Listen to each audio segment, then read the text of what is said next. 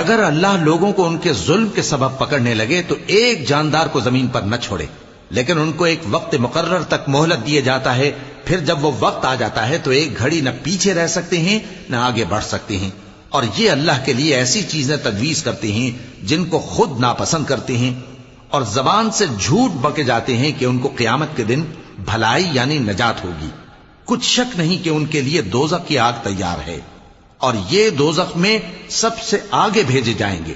اللہ کی قسم، ہم نے تم سے پہلی امتوں کی طرف بھی پیغمبر بھیجے تو شیطان نے ان کے کرتوت ان کو آراستہ کر دکھائے، تو آج بھی وہی ان کا دوست ہے اور ان کے لیے عذاب علیم ہے۔ اور ہم نے جو تم پر کتاب نازل کی ہے تو اس لیے کہ جس بات میں ان لوگوں کو اختلاف ہے تم اس کا فیصلہ کر دو، اور یہ مومنوں کے لیے ہدایت اور رحمت ہے۔ اور اللہ ہی نے آسمان سے پانی برسایا، پھر اس سے زمین کو اس کے مرنے کے بعد زندہ کیا، بے شک اس میں سننے والوں کے لیے نشانی ہے۔